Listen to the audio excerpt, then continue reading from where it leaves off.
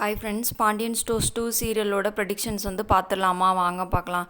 இன்றைக்கி பாண்டியன் ஸ்டோர்ஸ் 2 சீரியலில் என்ன நடக்க போகுது அப்படின்னு சொல்லி பார்த்தீங்க அப்படின்னா, நம்ம என்ன ப்ரெடிக்ட் பண்ணியிருக்கோம் அப்படின்னு சொல்லி பார்த்தீங்க அப்படின்னா வந்து, நம்ம பாண்டியன் வந்து கோமதியை பார்த்து வந்து ரொம்பவே வந்து ஹாஸ்பிட்டலில் வந்து அழுதுட்ருக்காருங்க.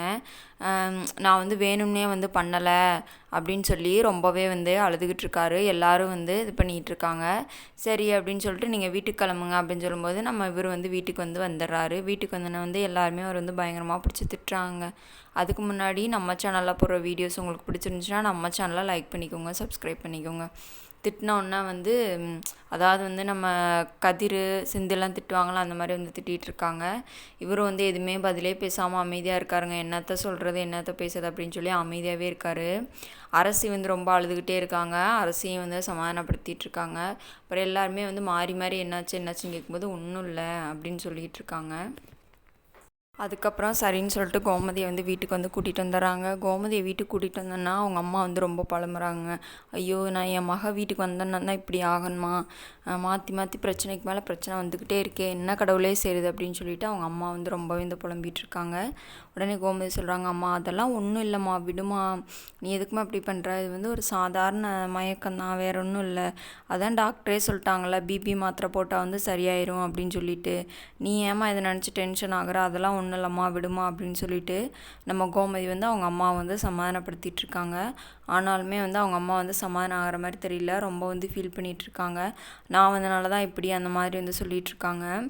அதுக்கப்புறம் என்ன நடக்குதுன்னு சொல்லி பார்த்தீங்க அப்படின்னா வந்து, கோமதி என்ன பண்ணுறாங்கன்னா வந்து அழுதுகிட்டு இருக்காங்க. ஏன் கோமதி என்னாச்சுன்னு சொல்லும்போது, நீ எதுக்கு வந்து வீட்டில் வந்து தனியாக இருந்த? நீ வந்து அப்படி அப்படி வந்து மயக்கம் போடுறப்ப வீட்டில் ஆளுங்க யாராவது இருந்திருந்தா வந்து நீ ஆஸ்பத்திரிக்கே போக தேவையில்ல, நம்ம வீட்டிலே வந்து பார்த்துருக்கலாம், செஞ்சுருக்கலாம். நீ மயக்கம் போட்டு ரொம்ப நேரம் ஆனதுக்கப்புறம் நாங்களாம் வந்து பார்த்ததுக்கப்புறம் தான் தெரிஞ்சிச்சு அப்படின்ற மாதிரி சொல்கிறாங்க. உடனே கோமதி சொல்கிறாங்க, அதெல்லாம் ஒன்றும் இல்லைம்மா, நான் இது இப்போ வந்து வீட்டில் இருந்தாங்க அப்படின்போது, வீட்டில் இருந்தாங்களா? வீட்டில் யார் இருந்தேன்னு கேட்கும்போது உங்கள் மாப்பிள்ளை தான் வீட்டில் இருந்தார் அப்படின்னு சொல்லி பாண்டியன் வந்து வீட்டில் இருந்ததை சொல்கிறாங்க. உடனே வந்து எல்லாருமே வந்து பாண்டியனை வந்து திட்டுறாங்க. திட்டினோன்னு என்ன சொல்கிறாங்கன்னா, அது ஒன்றும் இல்லை, இவ வந்து எப்பயுமே வந்து நடிச்சுக்கிட்டே இருப்பா, எனக்கு அப்படி இருக்குது இப்படி இருக்குன்னு என்கிட்ட பேசுகிறதுக்காக வேண்டி நான் வந்து அதனால தான் அப்படின்னு நினச்சிக்கிட்டேன்